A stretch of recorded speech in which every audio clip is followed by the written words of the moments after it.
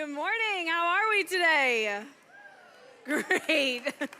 Hey, if it's your first time here or your first time in a long time, we are so glad that you are here in transit. My name is Lauren, and we are wrapping up this series we've been in called Fake Friends, where we've been talking about how to have great friends and how to be a great friend. And if you missed last week, you can actually catch up at our YouTube channel. So you can just search BB Transit, Brownsbridge Transit, and all of our messages will pop up. And so you can watch last week's message. And if you missed it, I would highly recommend you go and do that sometime this week. But before we dive in, I need to know, thumbs up, thumbs down, thumbs in the middle, how was your first day of school?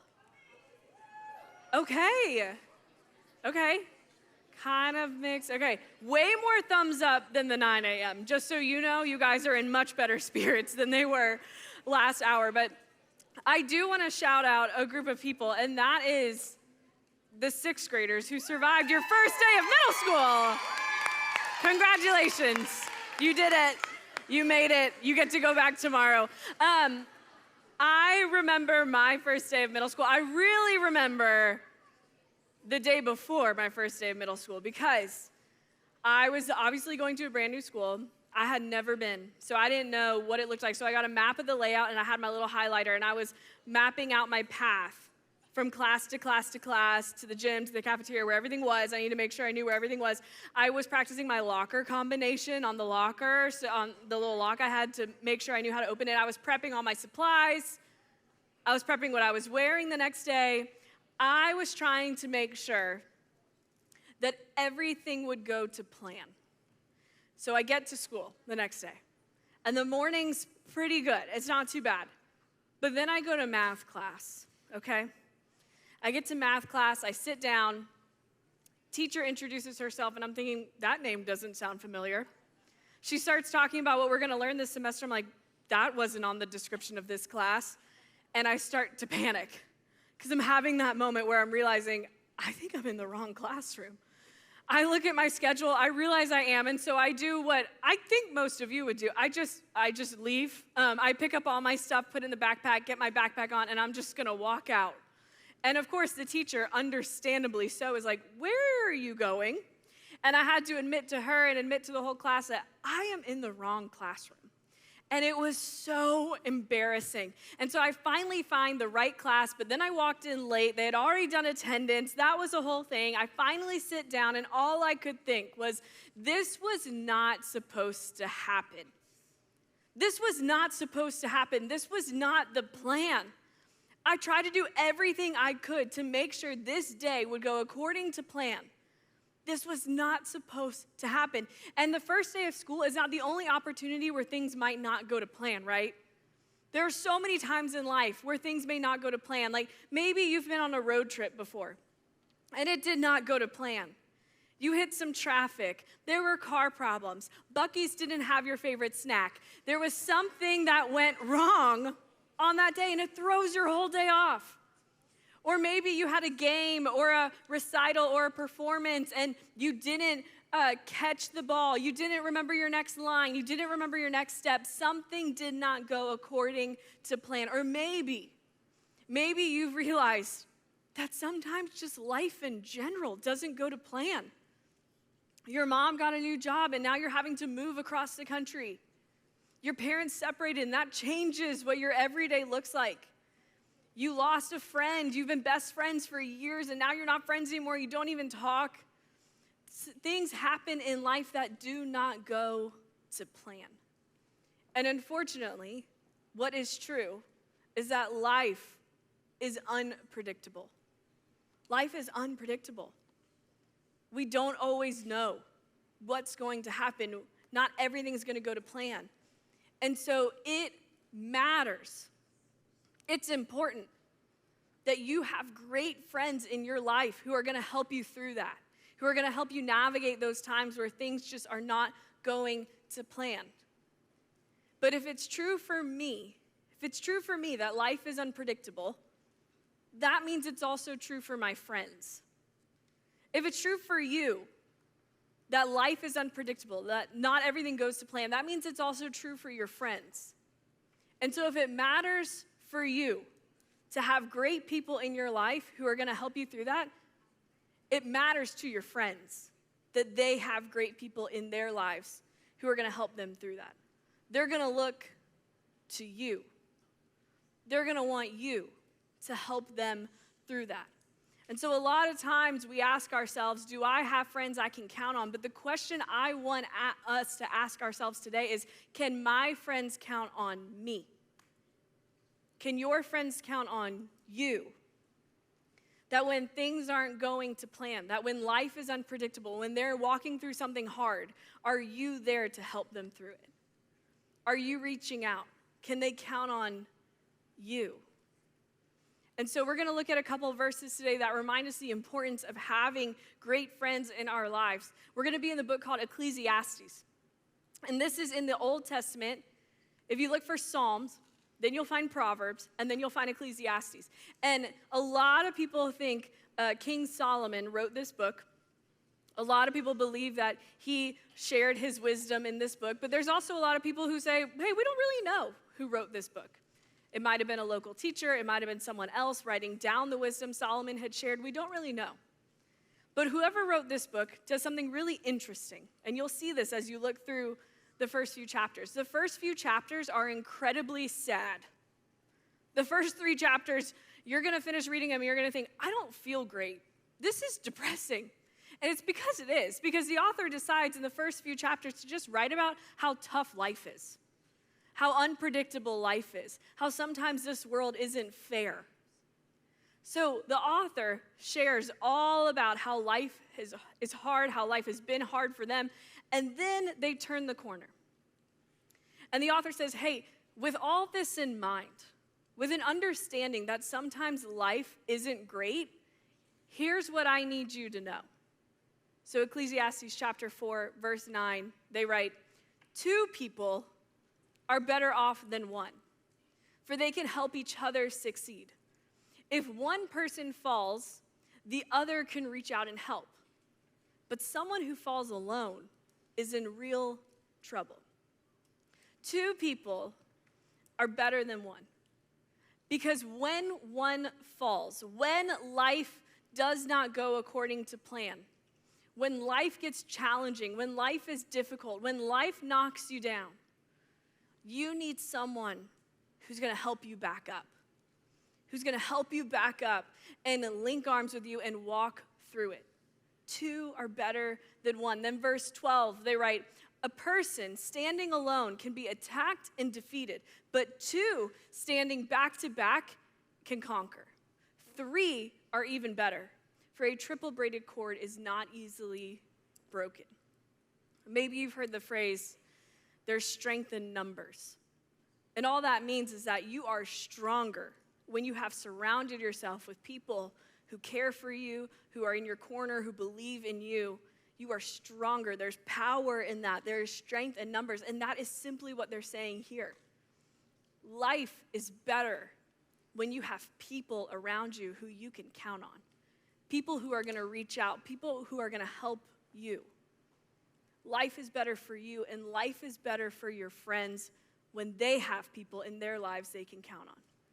When they have people like you who are going to help them through something challenging. Now, let's just be honest, though, for a second. When our friend is going through something tough, it can feel a little awkward because they're sad and they have a lot of thoughts and feelings and they just want to vent or they don't want to talk at all, and we feel pressure. We feel the pressure to know exactly what to say. We feel the pressure to solve their problem. We feel the pressure to be with them 24/7, and we can't do any of that. But the good news is that the author does not say, hey, in order to be a great friend, you need to have the perfect thing to say.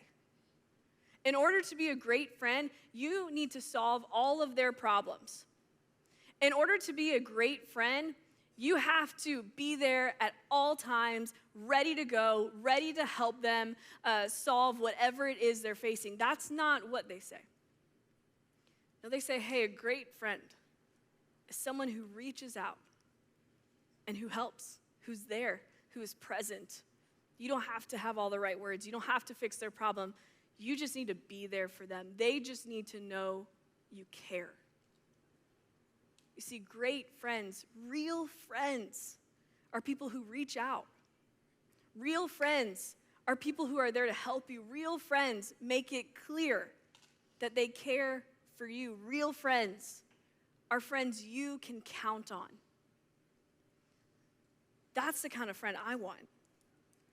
I want friends who I can count on, friends who are going to be there when I need them, friends who are going to help me through a difficult situation, friends who are not going to let me drift away, but friends who are going to check in and reach out. That's the kind of friend I want. That's the kind of friend you want. That's the kind of friend your friends want. And so who in your life is looking to you as someone they can count on? Who in your life needs you to reach out, to help, to encourage, to remind them that they're not alone? But maybe you're sitting here and you're thinking, I don't know if I have friends like that. I don't even know if I am a friend like that. To be honest, I don't know if I'm the friend that people can count on. What's cool about Transit is that we've placed you in a small group.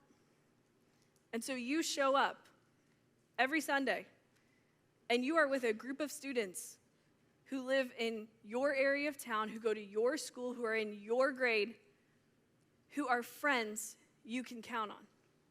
And so every week, you get the opportunity to be that friend to them, to be the friend that they can count on. And over these 3 years together, 8th graders, you probably already know this, over these 3 years together, people in your group, students in your group are going to face some really difficult things.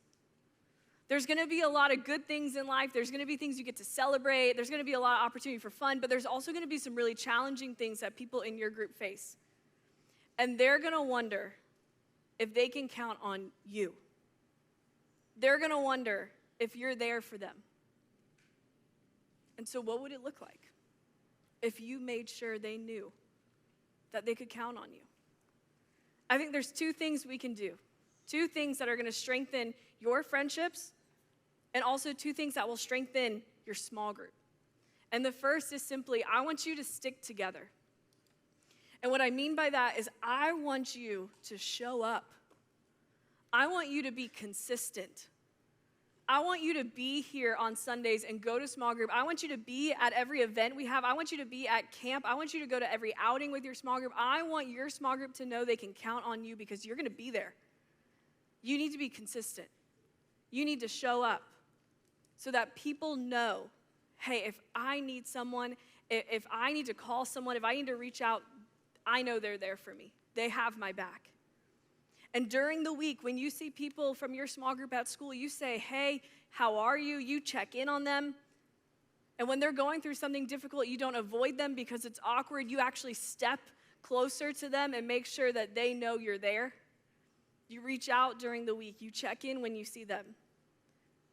You make it clear. You are confident that people in your group know they can count on you. You choose to stick together. And the second thing I want you to do is I want you to pray together.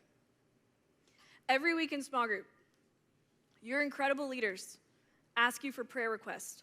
They check in. They ask how the group can be praying for you.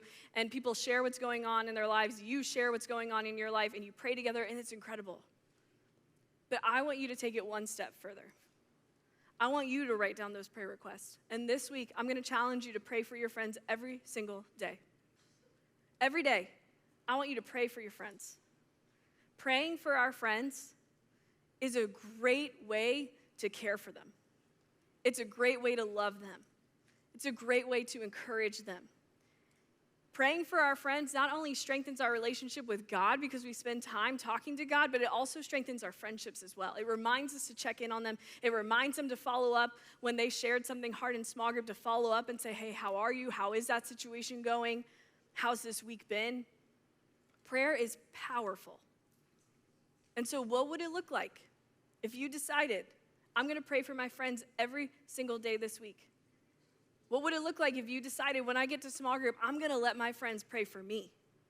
I'm going to be honest about what's going on, and I'm going to share so that they can pray for me, so that I can be reminded that I have friends right here that I can count on. And if for some reason you feel like, hey, I really don't know if I have friends in my small group that I can count on, I don't know if I feel like I can open up in my small group, I need you to tell your leaders today after small group. I need you to talk to them about that. Because this is an incredible opportunity to find a community, to find a group of people who you know you can count on. So you're going to talk more about this in small group, but before you go, I would love to pray for you.